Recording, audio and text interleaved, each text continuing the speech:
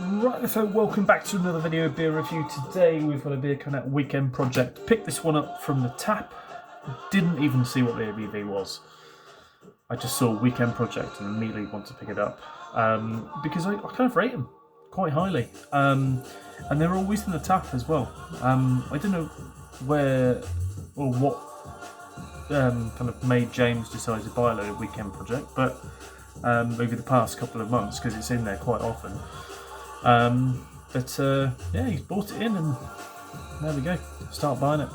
I picked up this and a Track Double IPA. I didn't even realise what I was like, went in there. I was like, I know kind of stuff that I want. There was an Arbor one which I don't think I've had, but I was like, I want to get some hazy stuff, some hazy fun stuff, and it just happened to be two double IPAs that I picked up, and then one I thought was a lager, but it was actually a 0.5% lager. It is what it is. You know, I'll drink it. I would have preferred it to be I saw light lager and I thought, oh, okay, that'll be like 3.5%, 4%. Wrong. Very fucking wrong. But what about 0.5? That's more than fucking light lager, that is. That's just fucking, you know, non-alcoholic lager. Anyway, Weekend Project, and is it Outsider? I think it is. I'd rather be Outsider. Double IPA coming 8.5%, gold cap on it, big 500ml can even, not 440. Brewed in celebration of our first birthday. This is the hoppiest beer we've ever made. Full with layers of T90 and Cryo Citra, Mosaic and Galaxy for a huge, dank and juicy expression of the style.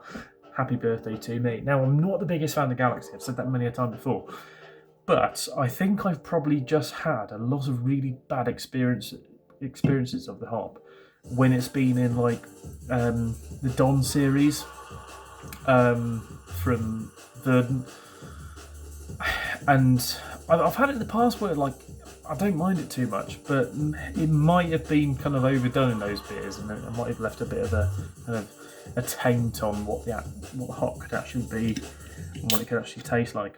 So let's crack it open.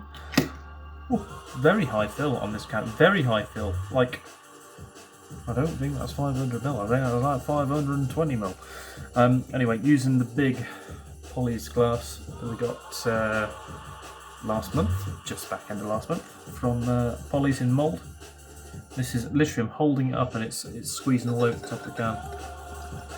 Very high fill, but I don't mind that at all because it's dippy doos, and that's a session ale.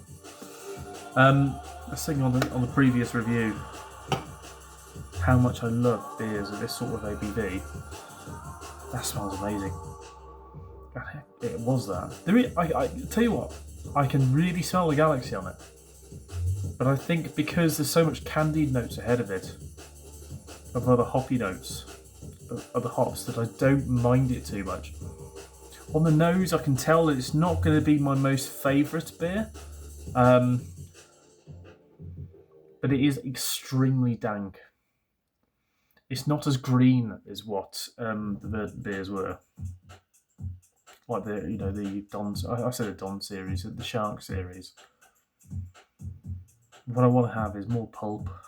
Pulp was the first one that I drank from Daya. I remember buying a pint of it. This tells you how long ago it was. I bought a pint of double IPA. I didn't realise it was a double IPA when I bought it. I just heard about this new brewery called Verdant. It was 2015, so early days. And I was in Stratford Haven in Nottingham. And I was in there semi-regularly at that point. And I walked in and said, "Oh, can I have that pulp, please? Can I get a pint of it? Oh, it's going to be £9. Oh, £9? That's fucking expensive." Me, because I lived in city centre in Nottingham, you were paying a little bit higher than that, and I thought, £9, that's fucking pricey for a bit. Anyway, didn't know it was fucking 8.5%, 9% is what it was. Understandable.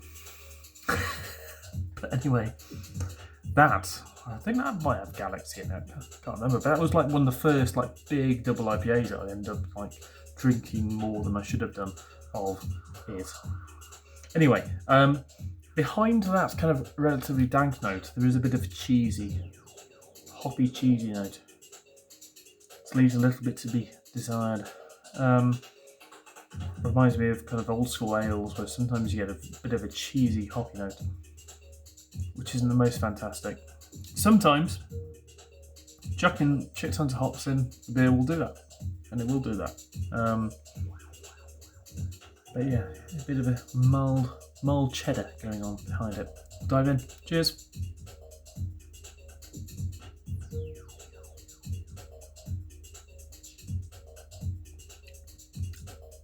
It's a boozy boy. It's a boozy boy, that. Oh, and I think the bitterness is a bit high as well. Yeah, severely lacking balance, that. I don't know what they've used for bittering. It's not good. It might be for you, but it's not for me.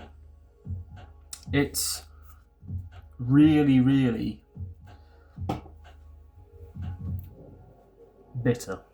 And now I brew quite bitter beers anyway because our water is horrific to work with and gives you so many perceived IBUs or perceived bitterness, more than what it should do. This, I think they could have done with finishing, basically having the FG be 1018, 1016, something like that. So a lot higher than what it is. I don't think it's like that low. I don't think it's like 1010 or anything like that.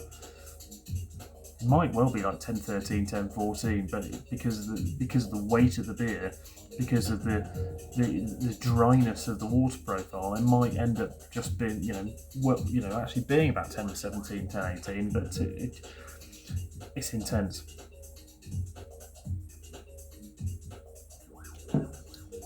It's like really grassy pineapple, quite dank, and there's no body to it.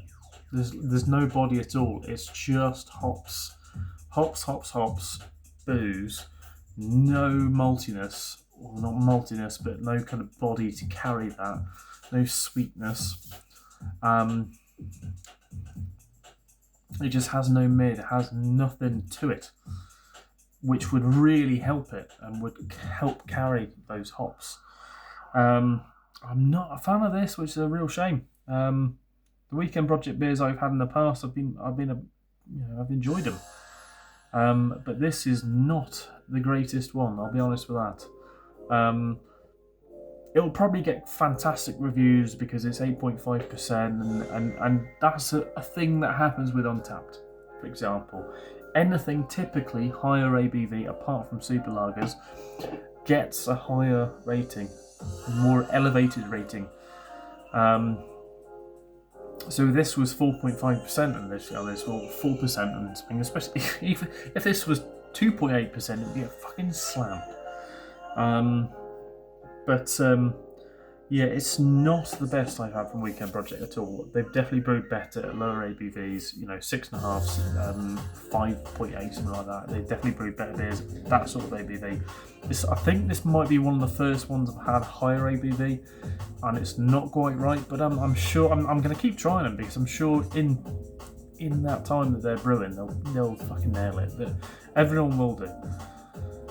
I always used to say this, my old brewery, that certain breweries do certain beers really well, and they'll do it. And I remember saying this to Josh at Glasshouse this years ago, saying that wouldn't it be fucking brilliant if we did a brewery, like a super brewery, you do your fucking hazy pales, Donny, who now works at Hawkston, if Donny did his like sours and that sort of thing. I mean, they did deep seeded anyway at Glasshouse, which was banging. And I'll just do fucking session bitters and golden ales and that sort of shit. So super brewery, make fucking everything. But you can't do that on one kit. At all. You can't do that at one brewery.